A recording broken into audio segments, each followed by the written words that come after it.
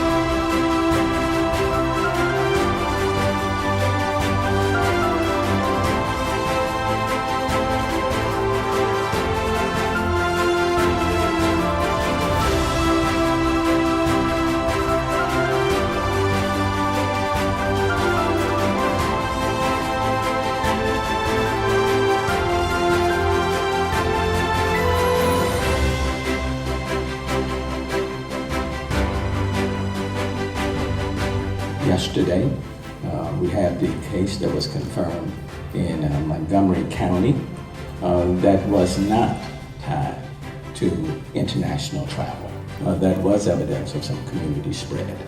And as a result, that takes us to what do we do next?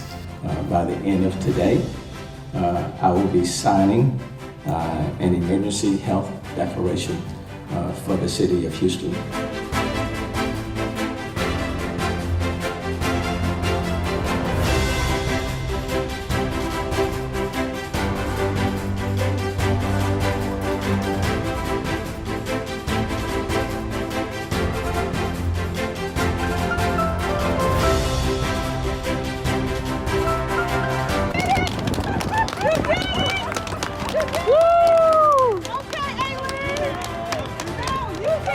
So historically, for the last 40 years, it's been their practice not to train with chokeholds. It's been their practice, but it has not been on their books as policy. So what that executive order does immediately is now creates policy where disciplinary actions and accountability measures can be tied to that.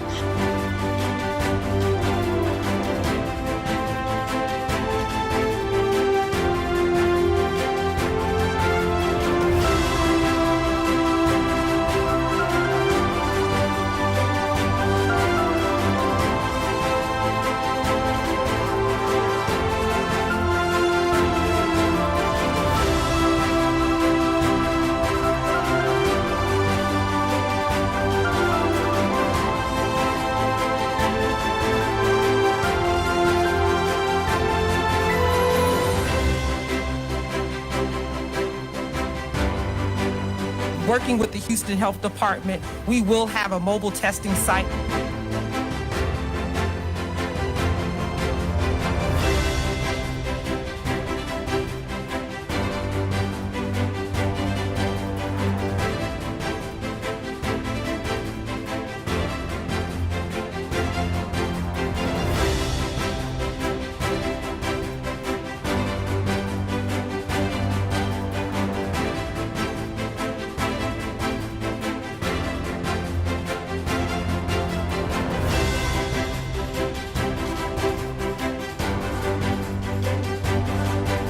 Let me also call on now Councilmember Tiffany Thomas, and is very instrumental in these programs. We wanted to make sure that we combat this virus by keeping people in place.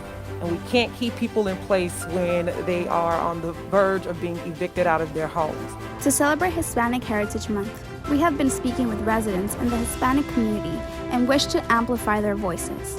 The following residents have agreed to share with us their experiences as Hispanic Americans.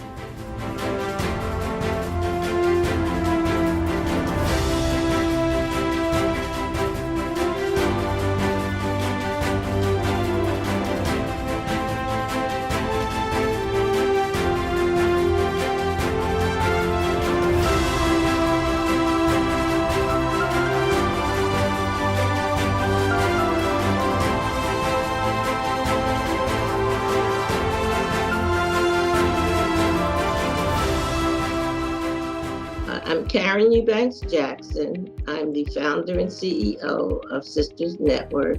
We are the only national breast cancer organization in the country for African American women. Run to the doctor. Early detection and being a self-advocate and learning about your body, reading, asking questions. We all have to do that.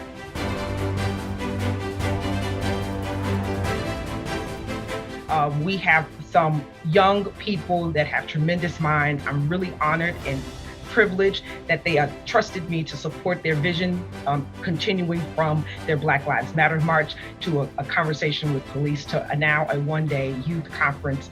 It doesn't matter where you're from, how old you are, or what your background is. You can still accomplish some sort of change to a large degree. We hope that there will be real significant change to a lot of the things that we care about. And I know that many of you have organized around Black Lives Matter and also around the issue of policing. There needs to be significant changes to our policing system in this country. In many ways and for many people, it's broken. If you have more community involvement and it starts off slow and gets on bigger and starts to get larger, then people aren't going to be as afraid of something that's completely new to them. So honestly, I just feel like it's one step to a journey. You have to be able to take that first step as a police unit and a first step as a community to be able to actually intertwine both.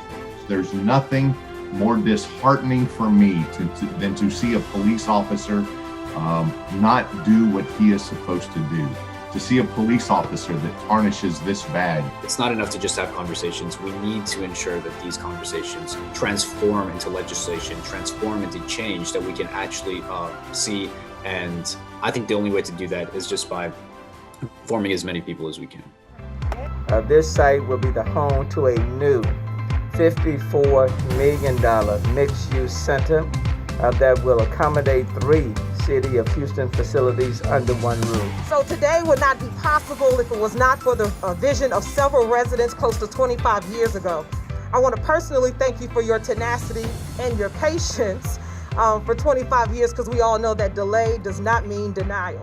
I also would like to acknowledge previous city council members that accepted the will of the people to advance this capital improvement project.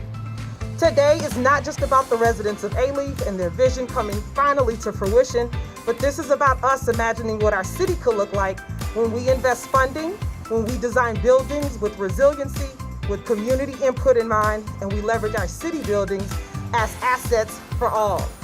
Lastly, I would like to thank Mayor Sylvester Turner for keeping his promise to Alief residents. I hope that this example is a demonstration of what we can do for the entire city. I believe that when we get it right in Alief, we can get it right anywhere. I look forward to celebrating with you again when we have our final ribbon cutting very soon. Thank you so much for joining us. Hi, I'm Jeff Baker. I'm with Super Neighborhood 17, Eldridge West Oaks. 2020 has been a tough year for us, but one thing that we've been able to count on is District F, Tiffany Thomas and her amazing staff there. We have built quite a relationship with them. They've been engaged in the community since day one, so we really appreciate the communication that her team has sent out. Some of the things that we've picked up on that we think are great are their weekly newsletters they send out with all kinds of valuable information on COVID, rent assistance, picking up face masks, that sort of thing. We can always count on them also to escalate any issues that we've had that we've not been able to get a response to. My name's Pastor J. Amos Jones. I'm the pastor here at the Friendship Missionary Baptist Church, but also the president of the Piney Point Civic Club. When I think about the work of councilperson Tiffany Thomas, I have 3 words that really describe her. One is responsive. She's a very responsive person and also caring. But more than that, she's also representative. Now, when I talk about responsive, Council Member Thomas responds to all of the issues that we've had.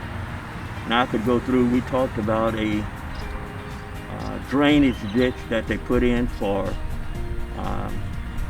drainage problems that we had, flooding problems, flood abatement, and she worked diligently to ensure that after that was done, that we were satisfied.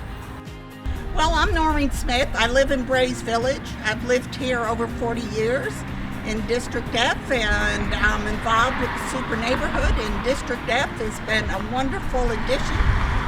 The last year has been like night and day out here. We have an enthusiastic councilwoman who came from Alief and has come back to bring more people back with her.